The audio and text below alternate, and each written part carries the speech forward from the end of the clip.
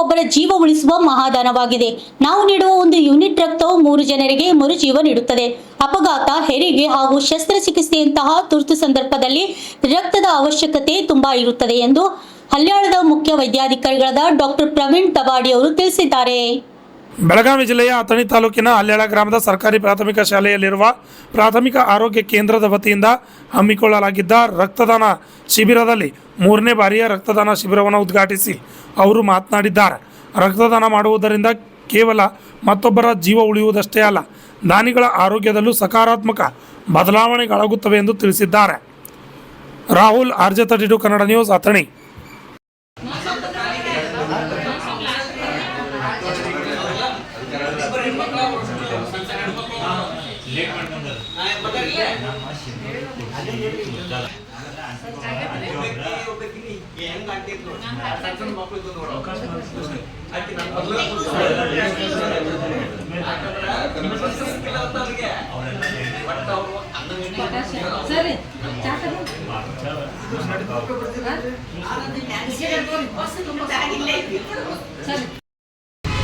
ಉತ್ತಮದಲ್ಲಿ ನನ್ನ ಆರಾಧ್ಯ ದೈವ ಸದ್ಗುರು ಶ್ರೀ ಸಿದ್ಧಾರೂಢರ ಪಾವನ ಚರಣಗಳಿಗೆ ದೀರ್ಘದಂಡ ಪ್ರಣಾಮಗಳನ್ನು ಅರ್ಪಿಸಿ ಇವತ್ತಿನ ಈ ಹಲ್ಯಾಳ ಪ್ರಾಥಮಿಕ ಆರೋಗ್ಯ ಕೇಂದ್ರದ ವತಿಯಿಂದ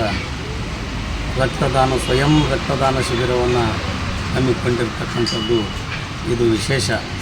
ಹಲ್ಯಾಳ ಗ್ರಾಮ ಪಂಚಾಯಿತಿ ಹಾಗೂ ನಮ್ಮ ಪ್ರಾಥಮಿಕ ಆರೋಗ್ಯ ಕೇಂದ್ರದ ಎಲ್ಲ ಸಿಬ್ಬಂದಿ ಹಾಗೂ ನಮ್ಮ ತಾಲೂಕು ಆಡಳಿತದ ಸಹಕಾರದೊಂದಿಗೆ ನಾವು ಇವತ್ತು ರಕ್ತದಾನ ಶಿಬಿರವನ್ನು ಹಮ್ಮಿಕೊಂಡಿದ್ದೀವಿ. ನಾವು ಕೂಡ ರಕ್ತದಾನವನ್ನು ಮಾಡಿದ್ದೀವಿ ಸ್ವಯಂ ಪ್ರೇರಿತವಾಗಿ. ಅದಕ್ಕೆ ಸಾರ್ವಜನಿಕರು ಕೂಡ ಬಂದು ಈ ರಕ್ತದಾನ ಶಿಬಿರವನ್ನು ಯಶಸ್ವಿಗೊಳಿಸಬೇಕು, ರಕ್ತದಾನವನ್ನು ಪ್ರಮುಖವಾಗಿ ಎಲ್ಲರೂ ಮಾಡಬೇಕು ಅಂತಕ್ಕಂಥದ್ದು ಮೊದಲಿಗೆ ನಾನು ಎಲ್ಲರಲ್ಲಿಯೂ ಕಳಕಳಿಯಿಂದ ವಿನಂತಿಸಿಕೊಳ್ತಾ, ರಕ್ತದಾನ ಅಂತಂದ್ರೆ ದಾನದಲ್ಲಿ ಅತಿ ಶ್ರೇಷ್ಠವಾದಂಥದ್ದು ರಕ್ತದಾನ. ನಾವು ಅನ್ನದಾನವನ್ನು ಮಾಡ್ಬೋದು ಅಥವಾ ಮತ್ತೇನೋ ದಾನವನ್ನು ಮಾಡ್ಬೋದು.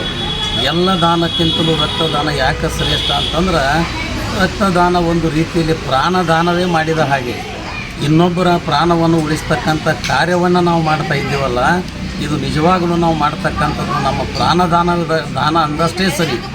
ಅಂಥ ಒಂದು ರಕ್ತದಾನವನ್ನು ತಾವೆಲ್ಲರೂ ಮಾಡೋದರಿಂದ ತಮ್ಮಲ್ಲಿರ್ತಕ್ಕಂಥ ಸಾಕಷ್ಟು ರೋಗ ರುಜಿನಾದಿಗಳು, BP ಇರ್ಬೋದು, ಶುಗರ್ ಇರ್ಬೋದು, ಅಥವಾ ಹೃದಯಕ್ಕೆ ಸಂಬಂಧಪಟ್ಟಂಥ ಕಾಯಿಲೆಗಳಿರ್ಬೋದು, ಅಥವಾ ಬ್ರೈನಿಗೆ ಸಂಬಂಧಪಟ್ಟಂಥ ಕಾಯಿಲೆಗಳಿರ್ಬೋದು, ಯಾವುದಾದ್ರೂ ತಮ್ಮ ದೇಹದಲ್ಲಿ ಯಾವ ರೀತಿಯಿಂದಾದರೂ ಕಾಯಿಲೆಗಳಿದ್ವು ಅಂತಂದ್ರೆ ಆ ರಕ್ತದಾನವನ್ನು ಮಾಡುವುದರಿಂದ ದೇಹದಲ್ಲಿ ರಕ್ತ ಸರಿಯಾಗಿ ಚಲನೆಯಾಗಿ ಆ ದೇಹಕ್ಕೆ ಬೇಕಾಗ್ತಕ್ಕಂಥ ಎಲ್ಲ ಅವಯವಗಳಿಗೆ ಬೇಕಾಗ್ತಕ್ಕಂಥ ಒಂದು ಶಕ್ತಿಯನ್ನು ತುಂಬತಕ್ಕಂಥ ಕಾರ್ಯ ಈ ರಕ್ತದಾನ ಮಾಡೋದರಿಂದ ಆಗ್ತದಂತಕ್ಕಂಥ ಮಾತನ್ನು ಹೇಳಿ ತಮ್ಮೆಲ್ಲರಲ್ಲಿ ಮತ್ತೊಮ್ಮೆ ನಾನು ರಕ್ತದಾನ ಶಿಬಿರದಲ್ಲಿ ಪಾಲ್ಗೊಳ್ಬೇಕಂತೇಳಿ ವಿನಂತಿಸಿ ನಾನು ಒಂದೆರಡು ಮಾತಿಗೆ